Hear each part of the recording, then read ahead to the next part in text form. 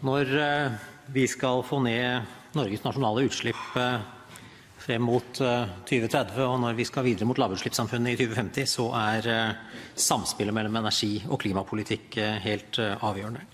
Saksordføreren sa i sitt innlegg at komiteen har, og ikke minst samarbeidspartiene, har satt et tydelig grønt preg på innstillingen.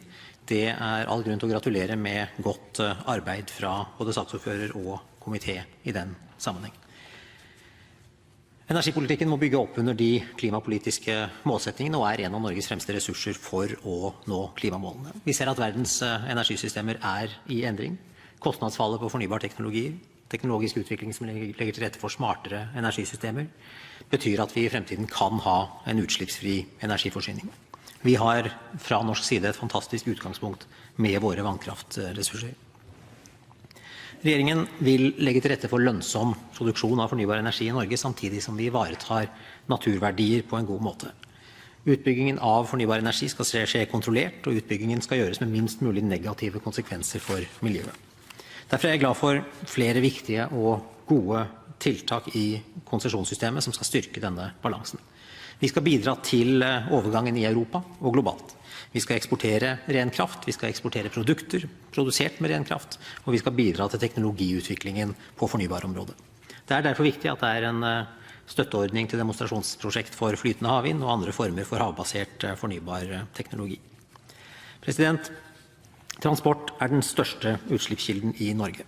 Sektoren står for omtrent en tredjedel av de norske klimagassutslippene. En vesentlig del av norske klimakutt må tas her. Og det var derfor regjeringen ba for første gang om at det skulle lages en egen klimastrategi i NTP. Klimastrategien i grunnlagsdokumentet til NTP viser at det ifølge transportetatene mulig å nå målet om å redusere transportutslippene med mer enn 50% i 2030.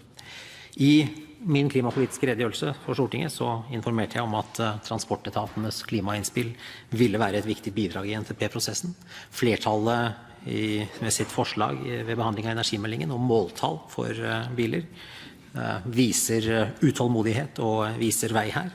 Gjennom arbeidet med NTP så vil regjeringen følge opp dette vedtaket. Så det sagt at det burde vært gjort et større arbeid med virkemidler her. Vel, vi kjenner mange av virkemidlene, og NTP vil ikke minst være viktig når det gjelder å peke på virkemidlene, og klimastrategien også en del av regjeringens arbeid med å skaffe virkemidler og god innsikt i hva som vil være de riktige virkemidlene fremover. Klimautfordringen global, og løsningene må derfor også være internasjonale.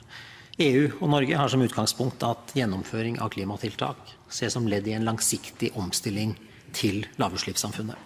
Sammen med EU så kan vi legge grunnlaget for grønn konkurransekraft, for utvikling av null- og lavutslippsteknologier, ja, for at Norge og Europa kan bli vinnere både som lavutslippssamfunn og som vekstkraftige økonomier. Regjeringen arbeider med en rekke prosesser for å omstille norsk økonomi i grønn retning. Det stadig større sammenfall mellom økonomiske prosesser, det stadig større sammenfall mellom sunne økonomiske prosesser og sunn økonomisk politikk og grønn politikk. Mot slutten av 2016 så skal det inngås ny avtale med Enova. Det et viktig virkemiddel for utvikling av null- og lavutslippsteknologi. Energimeldingen og innstillingen gir viktige føringer for den videre innretningen nettopp i det grønne konkurransekraftperspektivet. Så skal vi legge frem ny nasjonal transportplan, som sagt. Vi skal legge frem en industrimelding, første halvdel av 2017. Vi kommer også tilbake til Stortinget med en sak etter at innsatsfordelingen i EU klar, som beskriver hvordan vi skal nå vårt klimamål for 2030. Også det et viktig skritt for å bygge et lavutslippssamfunn som ikke et lavinntektssamfunn. Et lavutslippssamfunn som sikrer grønn vekst på veien. Dette viktige skritt på veien mot lavutslippssamfunnet, og med behandlingen av energimeldingen så har Stortinget både økt ambisjonsnivået og tempoet i det arbeidet. Det åpnes for replikkordskifte, og første replikant Terje Aasland. Deretter Rasmus Hansson.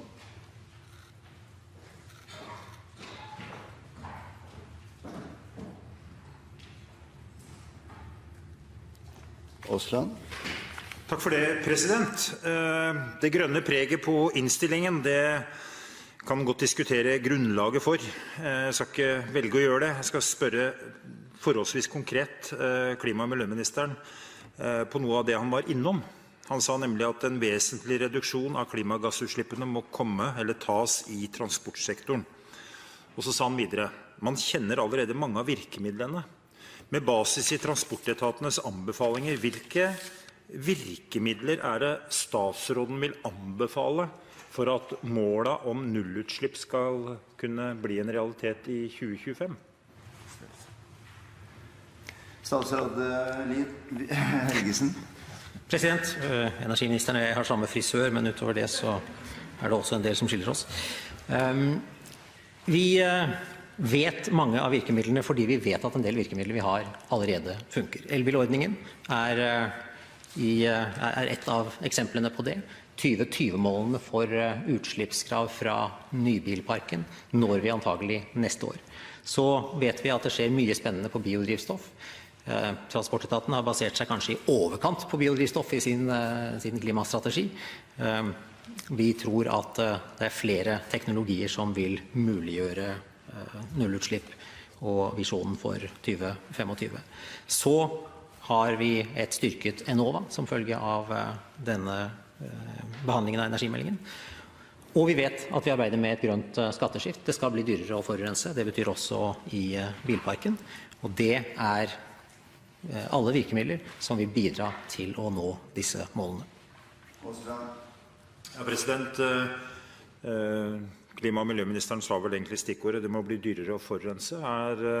Statsråden imponert med sånn som de har for eksempel behandlet avgiftene knyttet til fossil energi kontra det en har gjort på fornybar energi? Det jo sånn at fornybar energi har stadig blitt dyrere under denne regjeringen, på avgiftssiden, mens fossil energi har blitt holdt på samme prisnivå. Det en riktig vei fram til 2025, slik klima- og miljøministeren vurderer det, ut ifra kravet om nullutslippsteknologi i 2025? Statsråd Helgesen. Ja, det vel ikke slik at det noe store folkelige mishagsytringer over kraftprisen for tiden.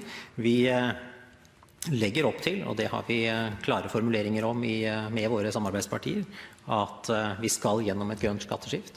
Det en komplisert prosess, fordi enhver skatteprosess det.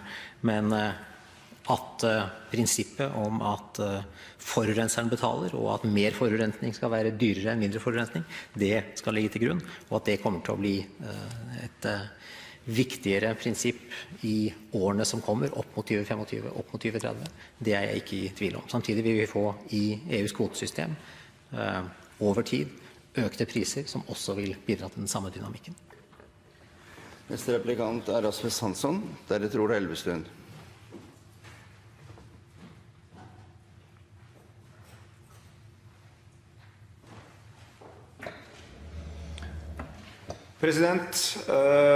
Spørsmålet om en norsk klimalov har utviklet seg langsomt og gjennom lang tid, og regjeringen har ikke vært blant de mest glødende pådriverne for å få til denne loven.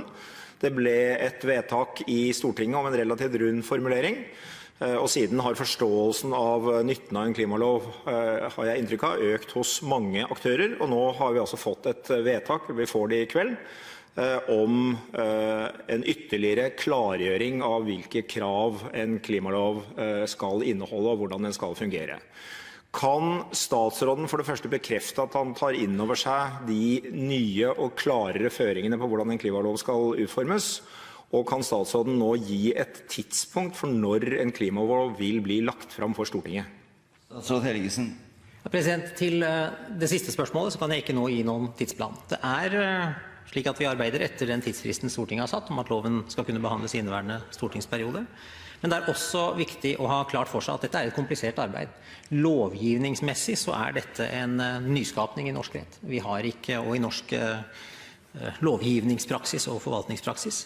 Vi må derfor gå mange runder for å sørge for at det vi utformer både harmonerer med vårt parlamentariske system, med norsk klimapolitikk og våre nasjonale forhold. Og jeg tar definitivt inn over meg de føringene som kommet fra Stortinget i behandlingen av energimeldingen. Men vil ellers ikke gå nærmere inn på forslaget nå. Det kommer til å bli sendt på vanlig høring når det klart. Hansson. Jeg takker for svaret fra statsråden, som ikke så fryktelig oppklarende. Og jeg vil få presisere spørsmålet. Kan statsråden bekrefte at Stortinget vil få seg forelagt et forslag til en klimalov, så vi kan behandle det i denne stortingsperioden? Eller risikerer vi at regjeringen som en siste handling legger fram et forslag som man så må vente til neste stortingsperiode med å behandle? Helgesen. Som jeg sa, så Stortingets forventning at loven skal kunne behandles i inneværende stortingsperiode, og det den tidsplanen vi arbeider etter. Men jeg understreker igjen, dette et komplisert stykke arbeid lovgivningspolitisk og lovgivningsteknisk. Det viktig at vi ikke går på akkord med de grunnleggende prinsippene om ansvarsfordeling mellom storting og regjering og arbeidsmåter mellom storting og regjering. En lov på dette området for å regulere forholdet mellom storting og regjering ikke noe vi vant med fra andre områder. Lover som fastsetter mål for samfunnsutviklingen med større presisjonsnivå og en større sektormål enn det som vanlig på andre områder, komplisert, så derfor så dette et arbeid som tar tid. Neste replikant Ola Elvestuen, deretter Heikki Eidsvoll Holmås.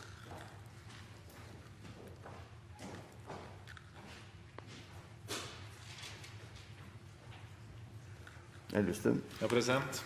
Kanskje litt i forlengelsen av spørsmålet om klimalov også. Det handler om å ha systematikk i arbeidet for å redusere klimagassutslipp i Norge, som har vært en mangel gjennom mange år. Nå gjør vi vedtak om at både også i prosessen med EU, så må vi når vi skal nå målene, så må du ha beregninger av utslippsbaner, og du må ha tiltakslister for hvordan du skal nå målene. Og dette gjelder jo spesielt innenfor ikke-kvotepliktig sektor, hvor vi forventer å få en forpliktelse med å måtte redusere ned mot 40%. Men mitt spørsmål går egentlig på kvotepliktig sektor, for mange av tiltakene i energimeldingen og vedtakene vi nå gjør, handler jo om tiltak innenfor kvotepliktig sektor, hvor vi også trenger mer kunnskap for å vite effekten av de tiltakene som vi gjennomfører, enten det innenfor industrien, eller det gjelder også innenfor petroleumsnæringen. Så mitt spørsmål til statsråden hvordan ser han for seg at man skal rapportere på utslippsbaner og tiltakslister også innenfor kvotepliktig sektor i årene fremover? Representant Elvestuen har et godt poeng knyttet til hva vi faktisk vet om effekten av ulike tiltak. Der har jeg bedt om mer oppspill fra mitt system, fordi det åpenbart at noen tiltak mer enkle å måle effekten av enn andre. Det gjelder for så vidt både i ikke-kvotepliktig og i kvotepliktig sektor, men det mye hvor kvantifisering en utfordring. I kvotepliktig sektor så har vi jo vært en del av den i mange år, og vi med i EUs prosess for å skjerpe inn kvotepliktig sektor, og vil også i det arbeidet se hen til hvordan man kan kvantifisere effekten av politikken. Neste replikant Heikki Eidsvoll Holmås.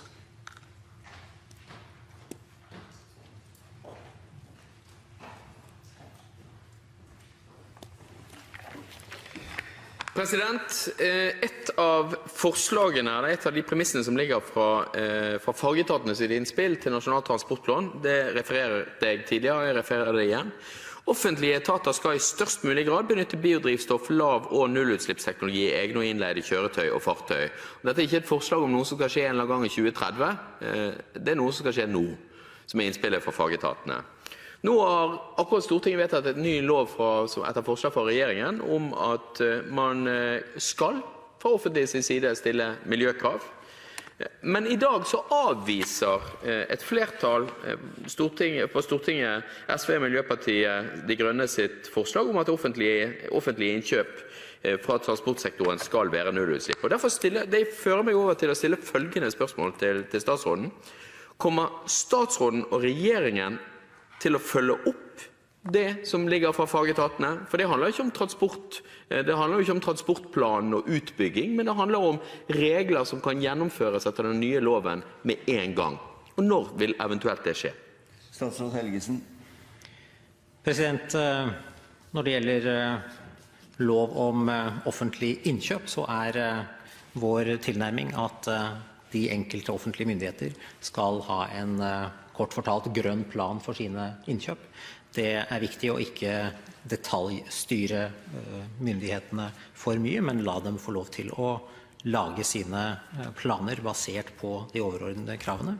Det en klar innskjerping i forhold til dagens lov i det at det skal foreligge en gjennomtenkt strategi for innkjøp. Det vil selvsagt også dreie seg om når man skal anskaffe biler og bilpark.